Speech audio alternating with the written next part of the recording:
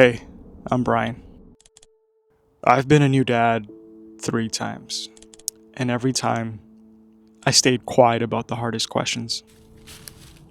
If you're in year 1 right now, just know it's okay to open up. I'm doing that here, week by week, so you don't have to go through this alone.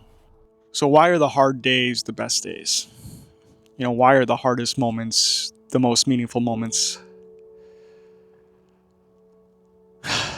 That's an easy question to answer, right? But I think there's some more nuance to it. Fatherhood's the one job where you can feel like completely exhausted, but also feel a huge sense of purpose at the same time. And week 4, if I remember correctly, and I've done week 4 3 times with 3 different kids, it's one of the hardest, right? For me, week 4 to week 8, that's like the hardest stretch, when the babies peak gassy and they're out of that newborn slumber sleep, and they're quite fussy. I don't know why I shook my body there, but I think I was just mimicking the, when they're fussy, they like to wiggle around, right? But week 4 is hard. It's hard. And, your baby might be at a point where it's impossible to put him down, right? You're not supposed to put the baby down like fully asleep. You want to put the baby down slightly tired so they learn how to get themselves asleep. They learn how to soothe themselves. But that's easier said than done. Because for my first son, we didn't have all the tools. We didn't know as much as we know now. And, but yeah, you're supposed to put the baby down slightly tired so that they can, over time, not rely on you to put them to sleep. But my son was so gassy. Like, he needed to be held up like half an hour before I could put him back down. And I remember one of these nights, it was one of the hardest nights I've had as a father. And, my wife would do the breastfeeding and at night, and I would take over and burp the baby and pretty much hold him upright for like half an hour before setting him back down on the bassinet or the crib if you're using that. And I did this like 3 or 4 times a night. And it definitely tested my patience. Cause I would hold him for 20 minutes and I would think he would be asleep, and then I would slowly creep back up to the crib and drop him in very gingerly and very gently. And right when I put him down, I thought I was in the clear, and then I'd walk away very, very slowly. We had carpet, so it helped. And then he would startle and cry.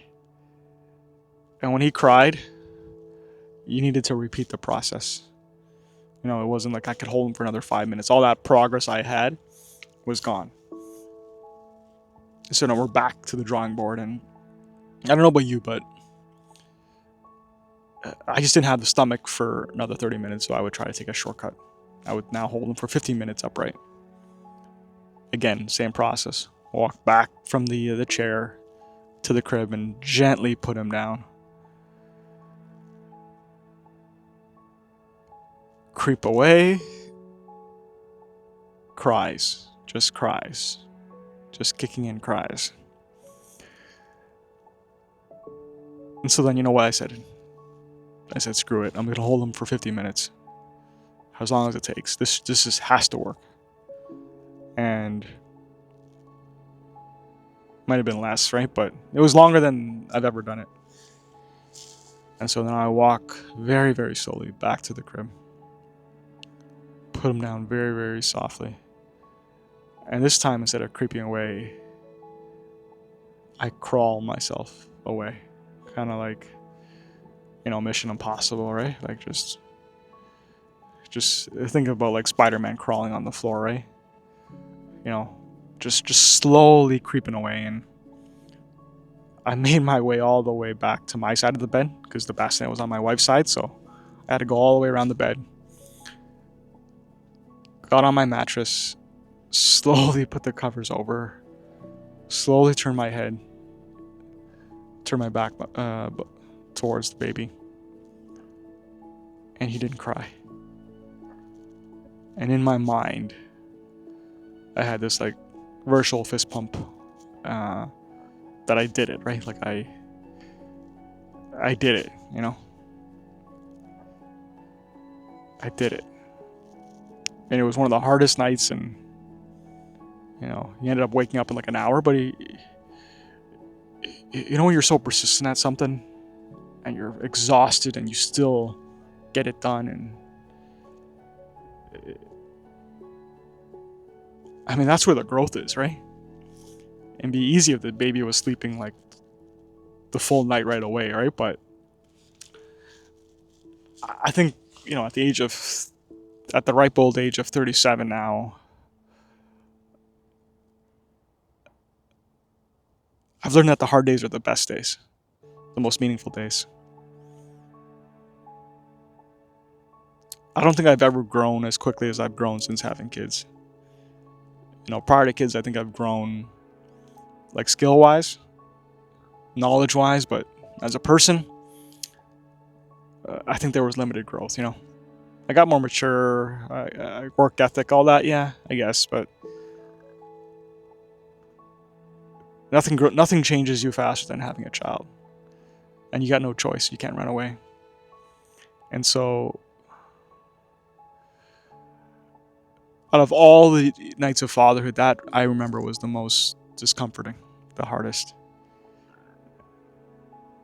But when I did it, I just felt, well, I can do this, right? If I can do this, if I could have that much patience, that much determination, that much willpower to stick it through and to hold him up that long on my chest, and then I can do this, right? I can do this. And so, as little did I know, there were harder days on the horizon. But the hard days make or break you, right? Either you choose to embrace them and grow from them, or you choose to run away and hide from them. And if you're having some of those hard days now, hopefully my story gives you a bit of inspiration that those are actually the best days. The days when you can overcome it, the days when you can sacrifice your sleep. They make you so much more equipped in the future to handle the daily challenges of fatherhood, right? Because that wasn't the end of the difficult times, So when these days come, embrace them, enjoy them. You might not see it over the course of 1 or 2 days, but over the course of a year, you'll be a completely different person. And